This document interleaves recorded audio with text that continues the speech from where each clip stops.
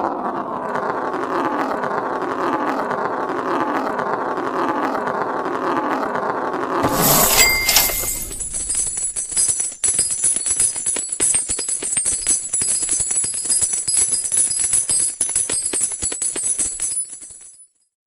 morning, good morning. Welcome to our Let's Talk Business podcast.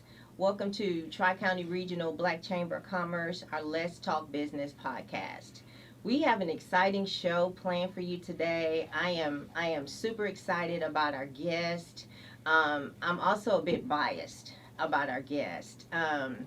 We are bringing to the panel today the advisory board of the advisory board members of Tri-County Regional Black Chamber of Commerce. So before we get into that, I would like to first thank our sponsors, which is Amico Federal Credit Union and Southwest Airlines. Also, I want to give a shout out to GMT Radio. That's GMT Radio at gmtradio.com. If you're looking for someone to do your media, your commercials, your audio, your video, please go to gmtradio.com. You will be very, very pleased with what you find when you get there. So, I want to introduce our guest, our advisory board guest for Tri-County Regional Black Chamber of Commerce. And to my left, I first want to say that Galveston County has entered the building. Galveston County has entered the building, and we are very, very well represented. Very well represented. I am so proud of that. Like I said earlier, I am biased, and I'm so proud of our guests and what we've been able to accomplish with our advisory board and with Tri-County Regional Black Chamber of Commerce. So first of all, we're going to have Miss Angela. Tell us about yourself. Introduce yourself and tell us a little bit about you and your expertise with your business consulting and all that good stuff. Good morning. My name is Angela Curry. My business is Curan Consulting Company. I am a CPA that specializes in financial and business and budget reporting. I do career consulting, and I'm also a life coach.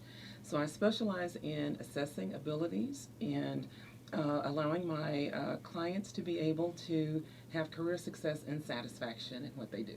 Oh, wow, that's a mouthful. Yeah. CPA, business consultant, and all those other great things added to that. I'm always trying to figure out who I want to be when I grow up. So I have broad interest. Okay, so have you been able to narrow that down a little bit? I mean, what's your real love, though, between your CPA and your business consulting? Where are you on with that, with what you have the most passion for?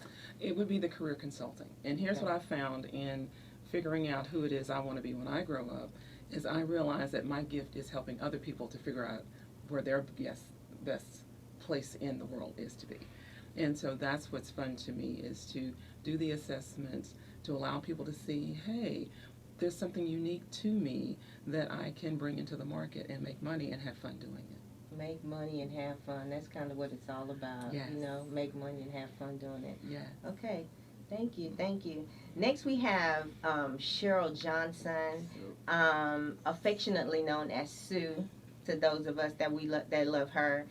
She is Sue Johnson, and she is the founder and executive director of the Neocultural Center in Galveston, Texas. So Sue, please introduce yourself and tell us a little bit about you.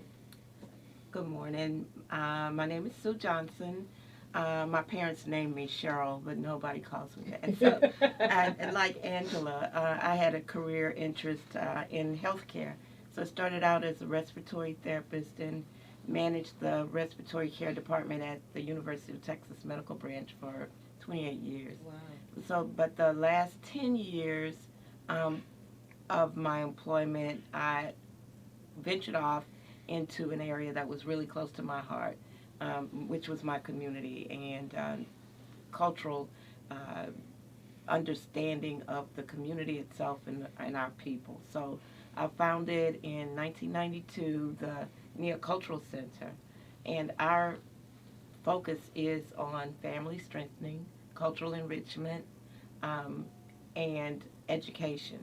So currently we are launching our 15th year of the Children's Defense Fund Freedom School, which is a 6-week summer literacy program for kids from kindergarten through 12th grade with a high focus on literacy, but also it encompasses conflict resolution, advocacy, social action, and parent engagement. Okay. So it's kind of all encompassing in terms of strengthening children and the community and bringing parents into the mix. So that's what we've been doing for the last 15 years primarily, along with lots of cultural programming and cultural events such as Kwanzaa, Black History, Juneteenth in the community.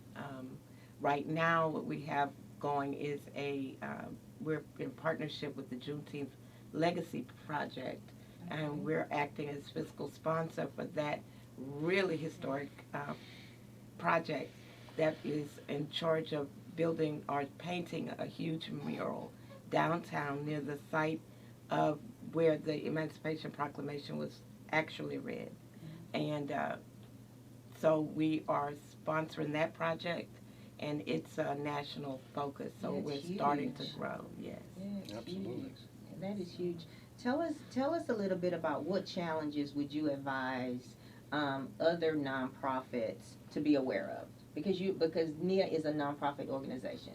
So tell us a little bit about what, in your opinion, just in your opinion, would you advise other nonprofits to be aware of in the nonprofit arena? Okay, well, depending on where you are as a nonprofit, if you're getting established, if you're emerging, or if you are an established nonprofit, it all differs what you do.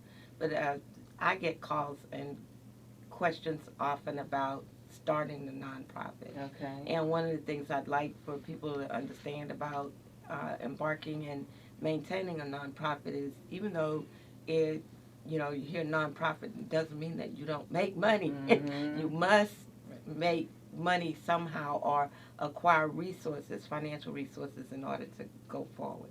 And the other thing is when you get established, in Texas it only takes 3 members to form a board, Right. to establish a nonprofit. Right. Often that is yourself, your mama, and your cousin.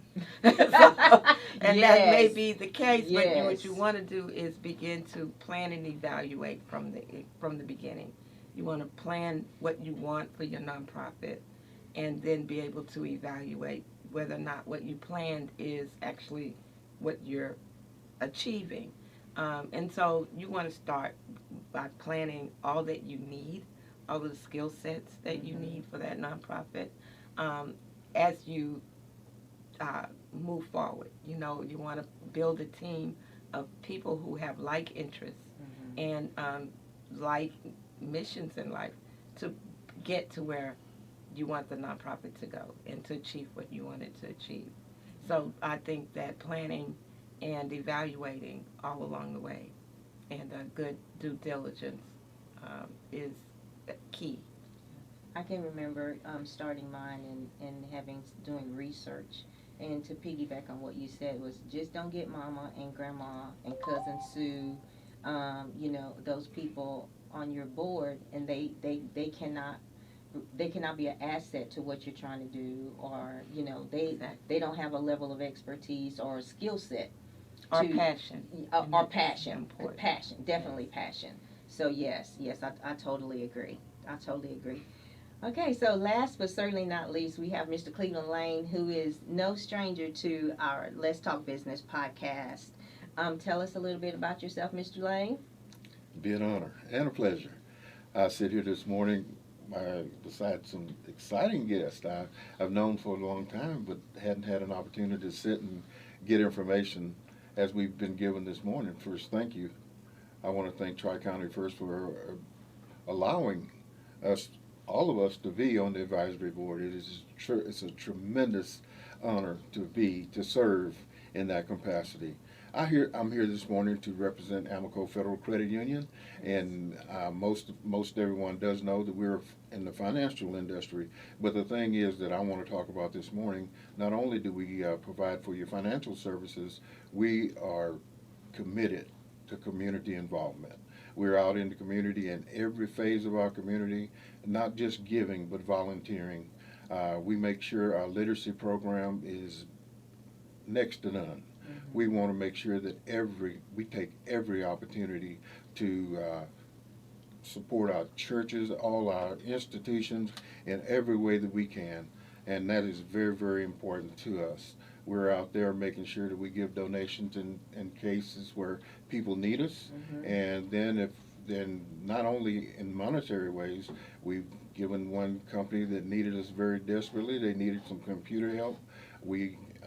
Which I serve in the IT department, we went out, we set up computers for them, made sure they knew how to use them, and then the youth come in the afternoon and they help them with after-school learning. So being a financial institution in Galveston County and Brazoria County, and we're constantly growing, is our main focus.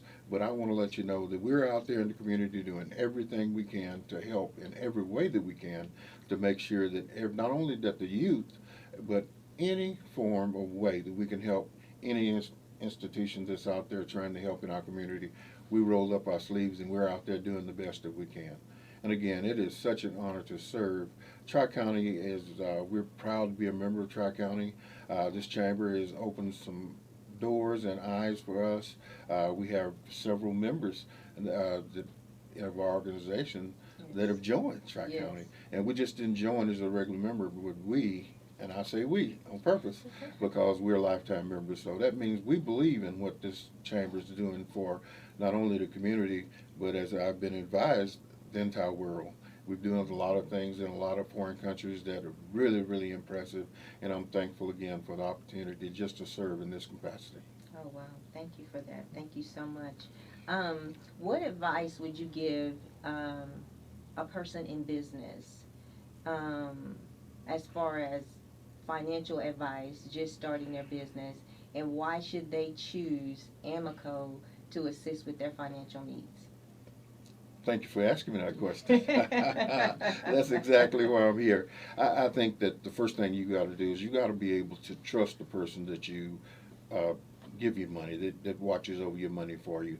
And Amico has been around for 83 years now, so naturally our community trusts the members of Amico, and we realize that for you to be successful, we have to do a good job in what we do. And we're not out there. We don't report to a big board that says make 20% or 40% return on your money. Our deal is to make sure that we do a good job of taking care of your money so you can do a good job of promoting your business and going forward. And things that, now we're not in the big commercial world right now. We make sure that we're in the car loans and we're in the home loans and things like that. But I wouldn't say in the near future, in the next 5 years or so, that we'd be moving in more commercial loans. And you're going to even see us grow even larger. We started out as a $436 million company, and now we're worth more than $1.5 billion. So to me, that is very, very impressive. And our president and CEO and our chairman of the board expressed one thing, that our employees are number one. They treat us that way. They make sure that we treat our members that way. And when we're out in the community, we know that we're representing Amico, and we want to do the best job we possibly can. If there's anything that you have a question about, we're in the information age now. We've just gone into video banking, which is very, very exciting. And that is something that I hope that every member gets a chance. You don't have to come to the branch anymore to do business. We've got it, and we're state of the art in every way that our business is involved. You don't have to come down there and worry about a piece of paper getting lost or anything now. The digital age is here, and we're out front. So I'm real proud of Amico, and I'm really, really proud to be a member of Amico staff, and I am so proud. I am so proud, and it comes from the bottom of my heart when I say this, to be a part of the community that we serve, that Amico serves. And we're going to do everything we can to make sure that our community is given every opportunity to succeed. And Ms. Johnson and I have met in occasions where we helped them out, her program out on the Coat Drive, and it was very, very successful. And you don't know how proud I was to see and hear the success from her program and others in the community that have allowed us to help them. So Amico is not only a financial institution, but we are a great part of our community. it's family. You know, I hear family, I hear love, I hear members, I hear um, a huge emphasis on members. Absolutely. Our members. Absolutely. And I was in the facility that's off of, or the branch. A ranch. That was off of 646. Yes. And I went in and I asked I told the lady I needed to open an account or something. I needed to open a different account. And so she sat me in this room, and I'm sitting there with this big screen in front of me, you know, and then a lady with this beautiful smiling face comes on and says, "Hello, how may I help you?" And when you talk about state of the art, the video conferencing, the lady was it was a wonderful experience. It was very, very seamless, you know, and so it's made me look at things a little bit differently. You know, I don't have to go in the branch. I played around on the website a little bit last night, you know, trying to familiarize myself with it and the features that it offers and all those good things. And I'm very, very impressive. Very impressive. Well, thank you very much. I'd be remiss if I didn't tell you that we're state of the art in every way. And the one thing that we do better than most of the big banks and financial organizations out there, we make sure we give you the best, Yes. the very best rates in this for if you're making a car loan or a home loan or a personal loan and things like that. We're going to make sure that if you come to us first, and you go somewhere else, you're going to come right back because we make sure we try our best to give you the best opportunity. Of course, everybody knows that everything is done in the financial world is credit driven. Right. We're going to give you the best. If you've got good credit, if you don't have good credit, we're going to give you the best, do the best job we can for you and for your situation. So we really want to see you come to Amico and give us an opportunity to help you in whatever way we can.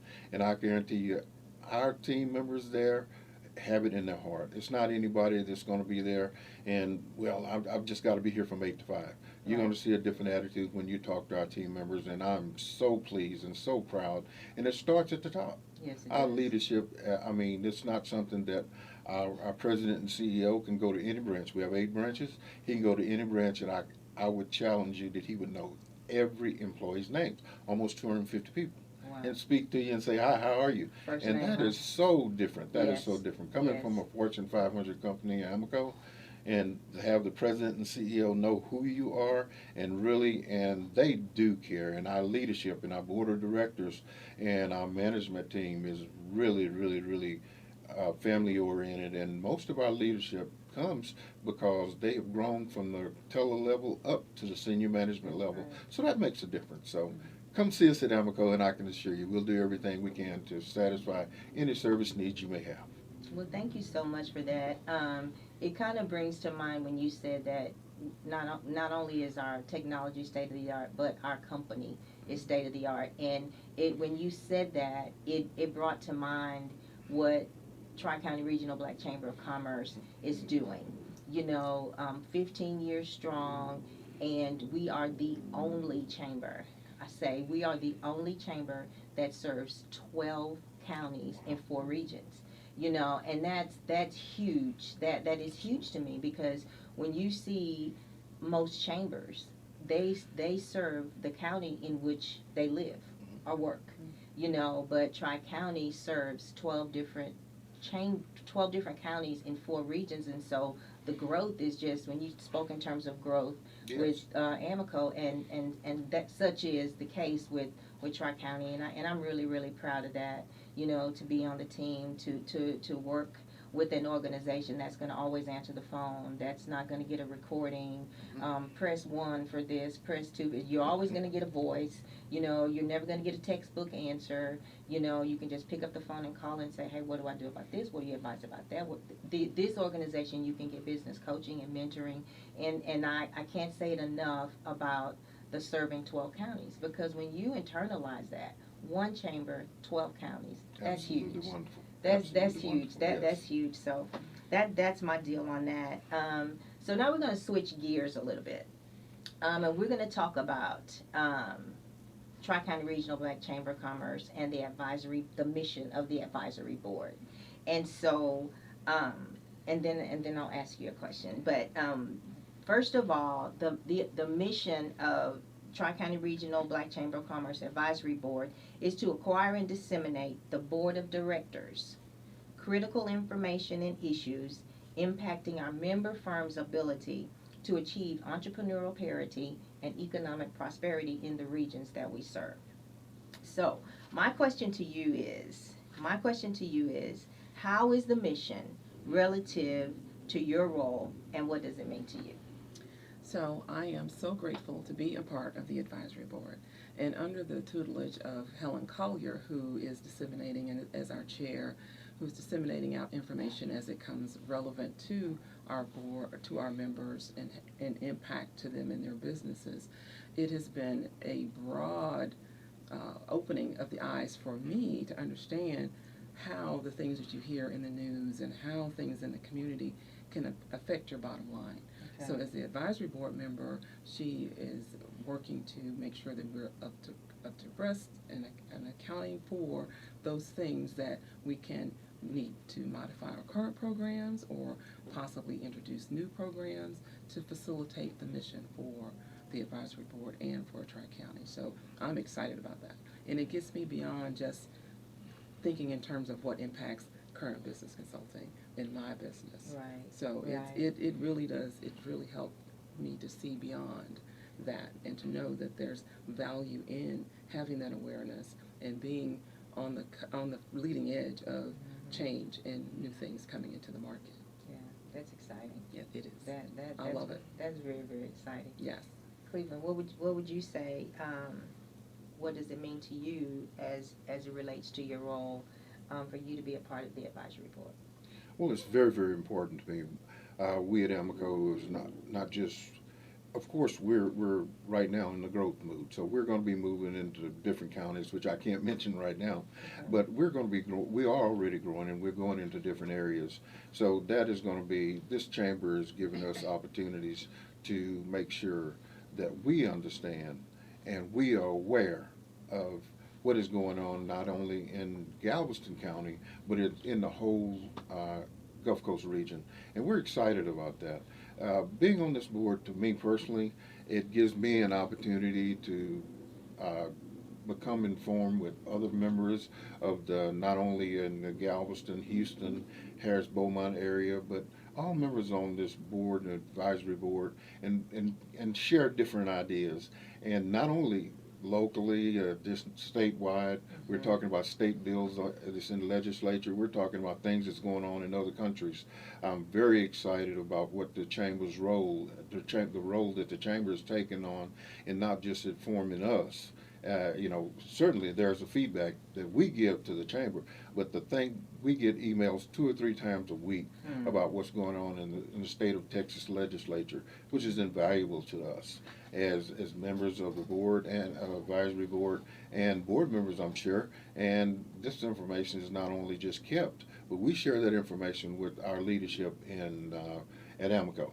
So that and what we do is and being a part of this, I can't tell you just how proud I am, and just the educational process of it. We're learning so much. We're giving, for our time, we're learning so much. I know things now that is going on in other countries that we're going to be involved in as far as the Chamber is concerned that I had no idea. No idea. So it's very, very positive influence and on me personally and other board members and advisory board members. But the thing is, the Chamber is not something that you just give into. You're getting more back than you could ever. I had no expectations of learning as much as I have about what's going on, not only in the state of Texas, all over the country, but in other countries also. We talked about Belize this morning and some things that we're doing over there. And we were just very excited to be a part of that. And the Chamber is doing just a fantastic job. Hats off, and continue going in the positive direction that the Chamber is going. Thank you so much. I'm looking forward to our trade mission in Belize.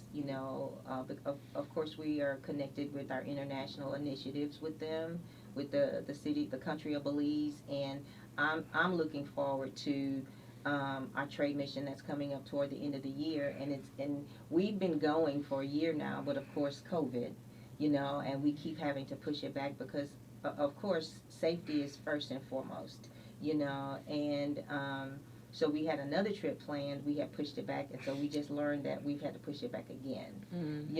But I'm praying that we'll be able to go in 2021 if it's safe, and if everything is in place that permits us to go safely. Absolutely. And that's what's most important to us. But Belize, the international initiatives that we have with them. I've never been on a trade mission. I've had an opportunity to go to Belize on vacation, and it was absolutely amazing, no doubt. Yeah. And I was afforded the opportunity to go and to stay on the island and not stay in like the downtown or the tourist part.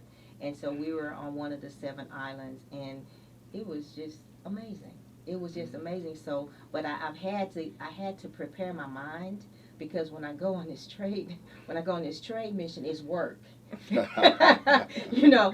not fun. You will get a little fun in there, but it's definitely work, and that's the mission, and that's the reason that we're there for that particular trip. But I'm excited about it. That part will be a first for me.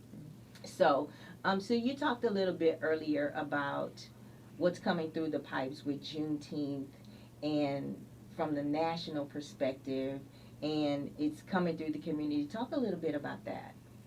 Well, Galveston sits in a unique place, being the place that the Emancipation Proclamation was read in 1865.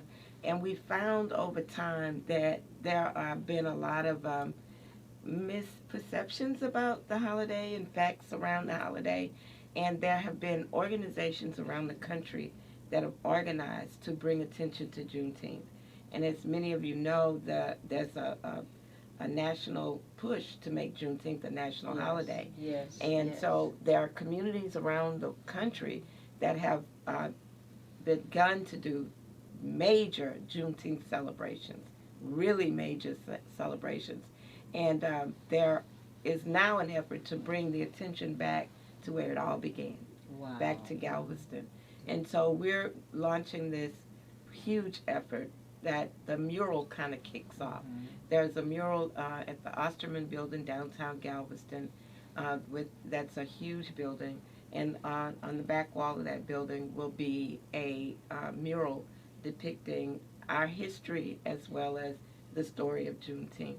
So it starts with little Olmec heads that talk about the African presence in America before we knew, most of us knew we were here, and then the whole journey to now, and it's going to be paired with augmented reality, so you can stand across the street from the building and scan the building, and at each component of the mural there'll be a story that pops up, a video or audio or text about what that image means and what its significance is to Juneteenth. So there's a group of artists. Reginald Adams is the muralist who's coordinating all of this. But he's got a group called the Creatives, which are just some awesome artists from around the country, around the Houston, Texas area. And they've been doing murals around the country with Reginald, mostly murals that depict cultural relevance. Not all of them, but he's gotten some pretty big art installations around the country, and he's become well known. So Sam Collins, who's a local historian and owner of Stringfellow Orchards. He's also on the board of the National Historic Trust, and he's done lots of things for bringing, uplifting the Black history of Galveston, making significant marks in the community where those points of history were made, not just in Galveston, but in Galveston County. And he has, there's going to be a curriculum written about the mural and the components of the mural. We just had an art camp where kids from the community came, and from our Freedom School primarily, and they were able to contribute to the mural. So we'll have community engagement pieces and opportunities like we just did last Sunday with the Galveston Zone Farmers Market, where it's called a community participatory art project. So Okay. everybody can participate in the mural. So there's special papers that you paint on your portion on, Yes. and it can be placed. It will be placed on the mural. So the community Oh, has wow. Wonderful. all got a part in the Wonderful. project. So the Juneteenth this year is slated to be one of the best ever. But it gets better every Absolutely, year. yeah. It gets better, but this right here, and that's great because that's showing your growth and that's showing the advancement. And Mhm. even if it may appear to be baby steps, we're still getting there because you're moving in the right direction, and that's very, very impressive. When you talk about the community participation, everybody can just come out and participate and be a part of it, and I can just only imagine have their footprint on that mural. Yes. That's exciting. Can I say one other thing? Absolutely. The one thing that the Neocultural Center is doing for Juneteenth, besides our involvement with the mural, is Naomi Carrier, a historian, teacher, artist, is putting together a reenactment of 4 Galveston women, women who hailed from Galveston, who some of them are of national significance, including Jessie McGuire Dent, Yes. who was the Yes. founding member of the Delta Sigma Theta sorority. Oh, I didn't know When she was in Howard, and we have a building named in her honor, a Parks and Rec building that. Okay. in Galveston. Yes. And then there's Maud Wright Cuny Hare, Okay. the daughter of Norris Wright Cuny, Okay. and she was phenomenal. And, over the country, she was involved in music programming and taught at colleges and universities and traveled the world doing her music. She was born in Galveston but didn't stay long, but she's of national notoriety now. Then there's a local woman named Mrs. Yeager, Albertine Yeager, who started an orphanage for African American kids back in World War II that around the the Yeager area, home? the Yeager home. Yes. That's Amazing. now Yes. called the Children's Center. Okay. They've taken over the orphanage since she's passed, but we still call it Mama Yeager's home, right? Yes. And the last but not least is Isola Collins, Yes. who is a Yes. musician and wrote one of the book on Galveston and called it Juneteenth Island of Color. And it's a story of not only Juneteenth, but significant figures in Galveston that we consider significant, who we love and remember. And she tells a fuller story of Black life in Galveston over time. So we're excited that Naomi was commissioned to do this project, and we want to launch that virtually around the holiday of Juneteenth. That's amazing. That's, It is.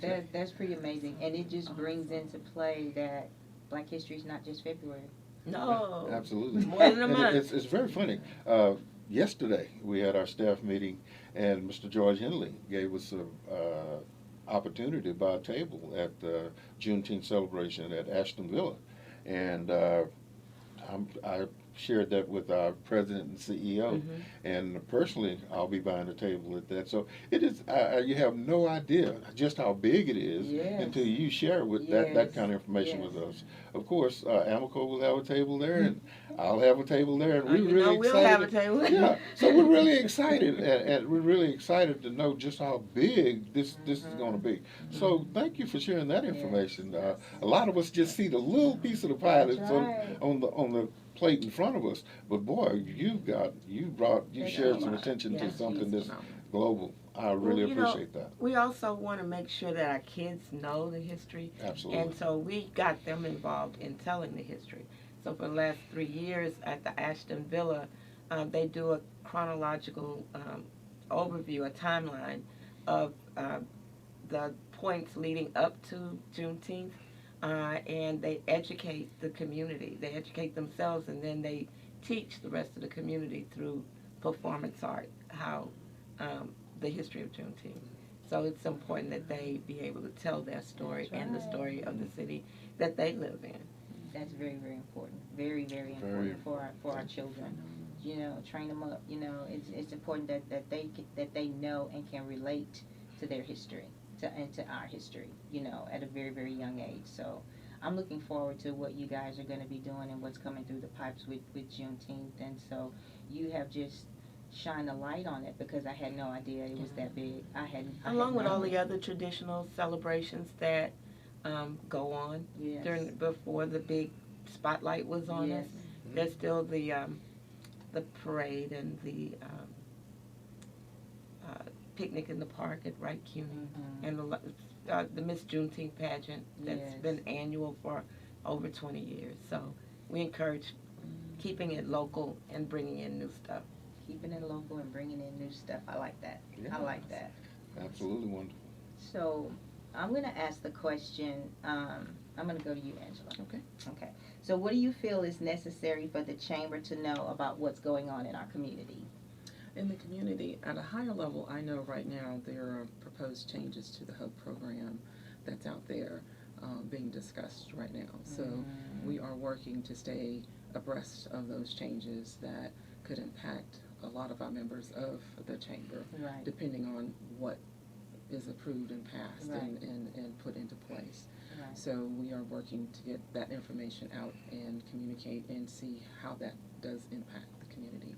And at the Galveston County level, the biggest economic impact that has been recently approved is the expansion of the cruise terminal. And I had done some research to see that they're projecting that that's going to bring in about 1,400 jobs locally Oh, wow. and $1.4 billion in revenue for local economy. So that's a big thing that's coming up. It's a And very big It's thing. very big. That's scheduled to start, I think, construction April, I think was the time frame that I had researched that was coming up. And so I've been tasked with securing information on who is the construction contractor and if there's a program that we can plug our members into to participate in the construction in addition to all the jobs that are coming with that. So that's like the big thing for Galveston County right now that we're working to secure information on for our members. Absolutely. Same question to you, Cleveland. What do you feel is necessary for the chamber to know about what's going on in our community? Well, it's paramount that the chamber be advised of what's going on in each one of our communities, especially in the Lamar, Galveston, Texas City area. It's just been announced probably about 3 weeks ago now that Amazon is going to be building a big transportation center there and delivery center there in Lamar. Outstanding coup for our community. I mean, that's going to be 400 to 500 jobs, executive level jobs, all the way down to regular workers there. Also, it's going to boost our economy in a very positive way. And the role that I see when that announcement was first made is I serve on the ECD board down there, Economic Development Board. So we knew about that probably about 3 months before it was announced to the regular general public. But the thing that I saw that just really made my head spin was, hey, jobs coming, taxes coming to our community, and opportunities coming to our community. And that's some of the things that we want to see. We want to see come into our area because economically, the plants are on a decline down in our area. So we have to. Oh yeah, they're doing more work. It's been automated, so less people are doing the same work. So those jobs are sometimes being automated or they've been transferred to somewhere else. But right now, it is very, very important that we bring other jobs into our area. And the thing that I thought about when I first knew that we were going to make that announcement was, guess what? The chamber has been telling us for months that, hey, we have programs that prepare us as members of that community to take on the opportunity of the jobs and the things that are going to be coming there. You may be a contractor there. The chamber's preparing us before the jobs get there, so we'll be qualified. So if there's 20% of this corporation has to have minority vendors in there, they're preparing us to get certified before those jobs come there. And so now that I've been saying, hey, look, you think you're just a little contractor, let me tell you about what you have to do now and get in touch with the chamber so they can prepare you for that. And you can't know how fast it makes my heart beat to know that we can make a difference. This chamber is making a difference because not only are they saying go out there and get the jobs, they're saying be prepared when you go out there and reach out there for them. And they're letting us know that all these jobs a certain part of those are when the minority vendors are going to be qualified. Get qualified for those jobs before you can get down there and do it. You have to be qualified, and that is the role that I see that is paramount in our community that the chamber is performing. And I really am excited about the port down in Galveston. I see a lot of growth in our area. I see the bad thing I see about it is a lot of people are working remotely now. Yes. So what's happening is people are moving from the big cities, and they're going to be moving into the outlying areas and still doing the jobs that's in the big city. That's not a bad thing. It's not a bad thing. It's going to be a change in the way we have to live now, but this pandemic has caused this, and we're looking at things a lot differently now. But we're going to have a lot more people moving into our communities that may not feel about our communities the same way we do. We're very proud of General Granger's statue that stands on Broadway there at Ashton Place. We all know that it's there, but somebody that comes in, newcomer comes in our area, it is our job to let them know that our culture is there and what we have accomplished and what's going to be going on in the near future. And I think that being a member of this chamber will allow not only us as members of these communities, as other people come to our community, make them understand exactly just how important our community, not just the beach, not just the ocean, not just the stores, but the culture that we are proud of and we are proud to be a part of. So I am really proud of what this chamber, the information that has been disseminated to the contractors and other business members in our area, and I know that the more we grow in our area, the more prosperous we all will be. Absolutely. And when you talk in terms of Amazon, and just in the area where I live, all day long you're seeing Amazon Prime trucks. Every day. Amazon Prime truck, and my daughter ordered some things for me. Today's Friday. She ordered some things for me Wednesday night, and they were at my door on Thursday. You know, and so I see opportunity, the same as with the port, with the opportunity and bringing jobs and funneling jobs into our community. You know, that's very, very important. And then when you speak in terms of contracts, you know, we talk about the HUB program, and we talking about this new bill, you know, that was just raised. And a lady came by last night, and she said, she was so excited. I finally sent off my HUB application. And then I had another member call and say, hey, I got HUB certified. I was approved. And, absolutely. You know, I mean, and when you look at the structure of the application and the program itself, and then when you speak in terms of Amazon and what's to come, you think about how vitally important it is to be in position. To be in position. And now, even though when you send off your HUB application, of course it says, you'll hear from us in 90 days. Well, the gentleman that called me the other day, his application was approved in 2 weeks. And I know that happened because I mailed it. I mailed it for him. And I was like, already? And so I think that the HUB, I think that the administrators say 90 days. So we're not calling in. Give us some time to process this application. But you know, it is so vitally important that we position ourselves now, like right now, because it's so important, and our communities are growing and glowing and doing these things, and that are as we come into the backside of this pandemic, you know, which we talked about it on another show, how the pandemic, it all depends on how you look at that thing. Absolutely. You know, is it half empty or half full, you know, but what the pandemic has done, I believe, it has stretched us. It has stretched us to what we were, our norm. You know, because like for me, I'm just like, okay, nobody's going anywhere, nobody's buying dresses. So what do I do now? You know, and so while we are so computer dependent, this pandemic has made us think. It has just made us think, and what else can I do? And you get your creative juices flowing and all those things. And so I'm excited about the port. I'm excited about Amazon. And I would just like to share one other thing. I know that you mentioned all the great ladies of Galveston County that have buildings and things named.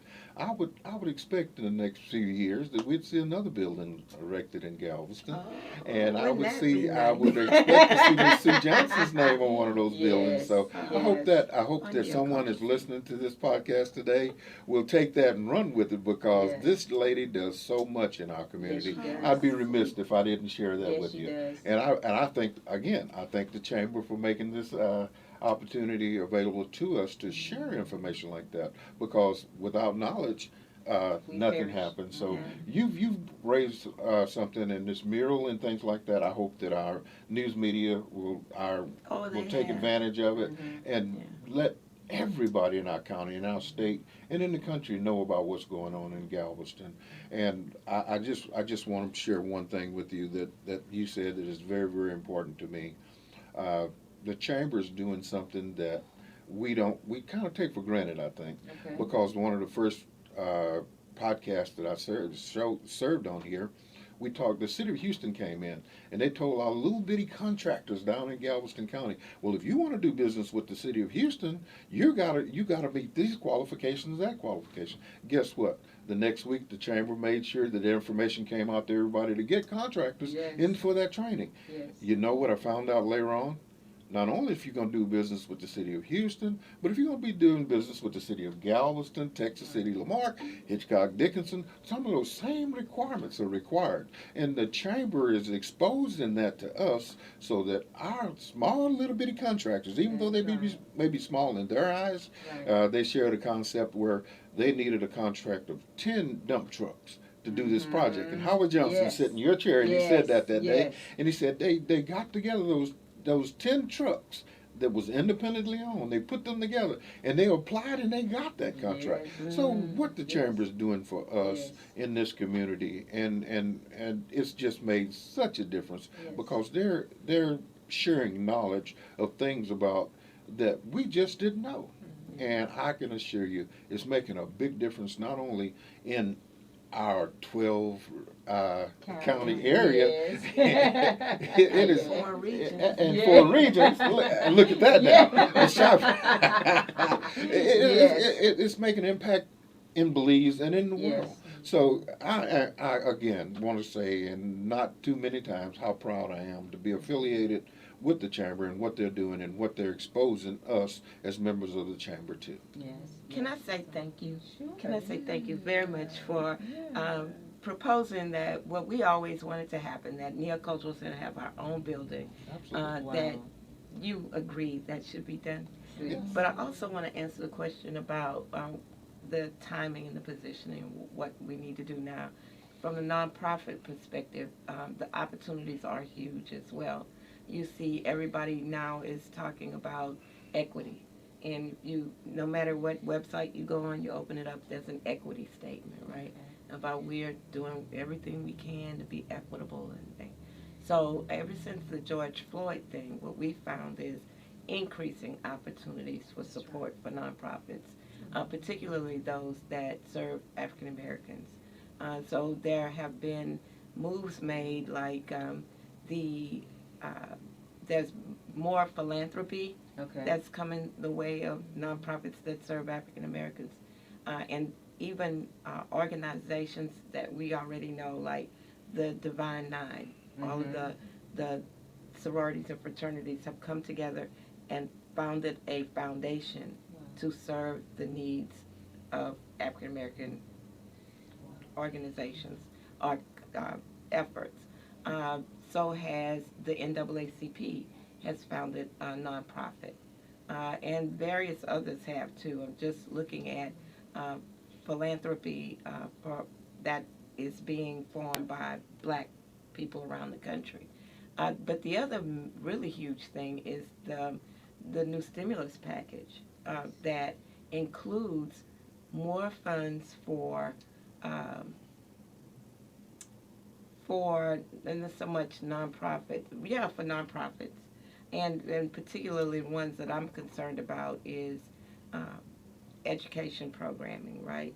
So there's huge funding for an increase in funding for after school and summer programming, And that's one of those things too. You got to be prepared. You got to Yes. know what you're going to need to be able to complete those grant applications to fit that bill.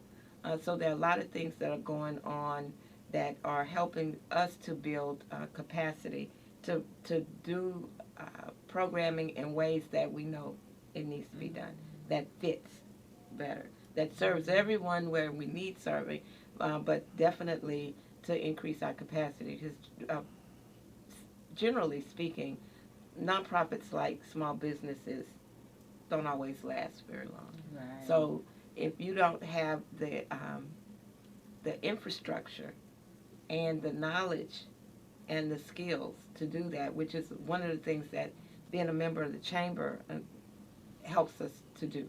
You know, it helps us to have that background, that foresight, that getting, you know, the preparedness is the one thing I really appreciated about the chamber. Absolutely. Just being prepared. Absolutely. Yes, yes. And that's like when you talked about the 10 dump trucks. Yes. You know, the chamber has in place a truckers alliance and a construction alliance.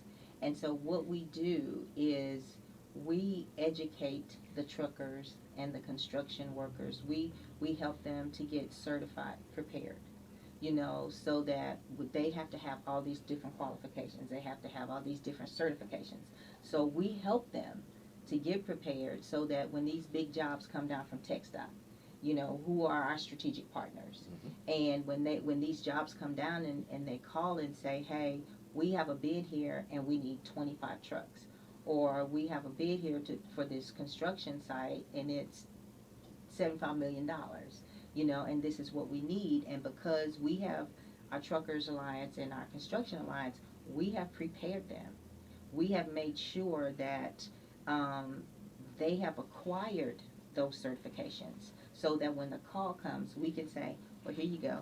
We have those 25 trucks you needed, you know, or because they're ready. They are ready, and it is so important to us to get them ready for those opportunities that are sure to come. And so, yeah, that is huge as well. So as our time is winding down, my last question is, thank you for that, Sue. What do you feel is what do you feel your greatest asset is to the board, and what does it mean for you to serve on the board?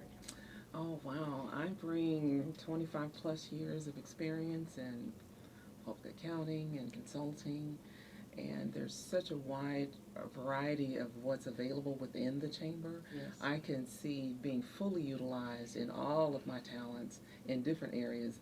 Advisory board to begin with, Okay. but then if there are other missions that come up where there would be a good fit and that there's a need, I'm excited about being fully activated, fully engaged, and you know I always say I'm here for it. That's your signature. I'm here for it. I'm here for it. Yes. And I am perfectly willing and available and making myself available to have my talents fully utilized within the chamber. I love the mission. I'm excited about the people that I've encountered, the programs, the professionalism, the attention to detail that I've seen, and the commitment to the people and prosperity. It is seriously for real here. For real. And I like moving in the same direction with people that are of like mind. And sometimes when you're trying to move forward and you're having people around you that can support you on that vision and mission. So with the advisory board, first step for me, but I can see all of my talents, all of my gifts being fully utilized in several areas within the chamber in addition to the advisory board. So I'm excited to be here. I'm excited to see what comes next. I was teasing earlier, there's going to be discovery for everybody. We're going to figure it out as we go. Yes. And there's going to be a lot of success along the path. And I can see that very, very clearly, beyond a shadow of a doubt. I have no doubt about the success for the chamber and its member firms and all of the boards and all of the missions that we support.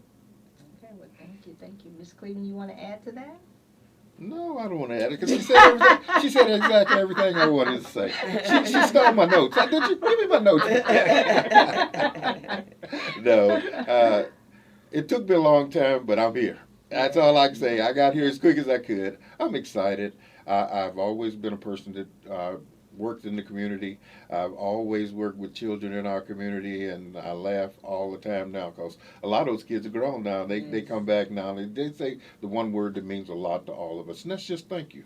Thank you for what you did. And I'm saying right now, thank the Chamber for what they're doing, the educational branch that you're using, just informing us, letting us know what we preparing us. Yes. That's the main thing, and I'm equally honored to sit in the chair that I sit in Amico. That gives me a chance to get out in the community, that helps the community, and focus on the things that make our community better. Our leadership program is just fantastic.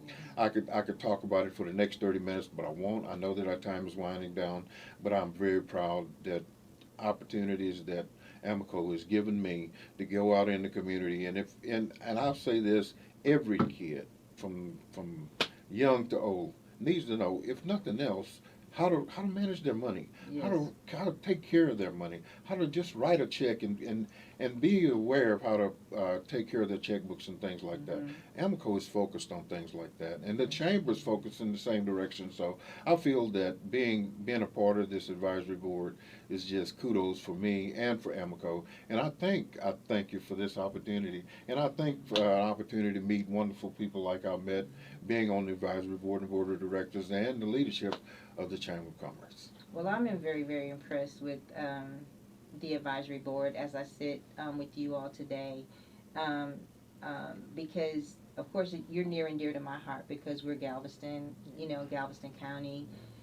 So I know that each of you bring a lot to the table, and I use this analogy all the time. I always say, if you bring your little bit, and you bring your little bit, Yes. and you bring your little bit, when we put all that together, we've got one heck of a gumbo. And I am honored to share on this panel with you today because each of you are phenomenal in your own right. Sue is very, very shy and very humble, and she likes to work behind the scenes, but that doesn't mean that she does her best work behind the scenes, because when you talk to her and you can see when she talk about her passion, let me add one more thing. I mean, you could see the heart. Yes. You could see the heart of it. And so, again, I'm honored to sit on this panel with you guys and to be a part of the chamber on the board along with the advisory board. It means a lot to me, and I see growth and prosperity for all of us on this mission together. And so you talked, Cleveland, you mentioned what's coming through the pipes, and so I also want to say as we close to stay tuned for our upcoming 16th annual Business Choice Awards and Gala. That is going to be huge. I'm really excited to be working on the planning committee, and even though our early bird tickets are already on sale, we've still got some things that we haven't rolled out just yet, and so it's going to be an exciting time. We have we're honoring people who have achieved some things in their community and in their respective industries, and so we'll be shining the light on them. That's exciting, and we're having a 2-day event. It's a 2-day event. If you care to be a part of our early bird package, we're gonna have a Friday night event and a Saturday event. So make sure you go on our website and check it out. But I can't let it slip. But we have some things that are coming through that are going to be very, very exciting when you're going to see, oh, so they're doing it like that. And so, all of us women are always excited about getting all dolled up in our gowns and, the black ties for the gentlemen and all those things. And so that's coming up May 15th, 2021. It's going to be held at the Elegante Hotel in Beaumont, Texas. So please go to our website at tcbcc.org. That's tcbcc.org, and click on events, and then it'll pop up about our upcoming Business Choice Awards and Gala. And so as we wind down, I want to again thank our sponsors, which is Amico Federal Credit Union, Southwest Airlines, who are our strategic partners, and we want to thank you for listening. Also, I also want to again shout out to GMT Radio. Please check out GMT Radio for any of your commercial media, camera, radio needs that you may have. He will put you out there, top quality. GMTradio.com. Be sure to call up Mr. Nice, or send him a message. He will definitely take care of you. And so as we come to a close, I want to thank you guys for being on the panel. I've had a great time. Thank you. And thank you for listening to our Tri-County Regional Black Chamber of Commerce Let's Talk Business podcast. So we thank you, and we'll see you next time.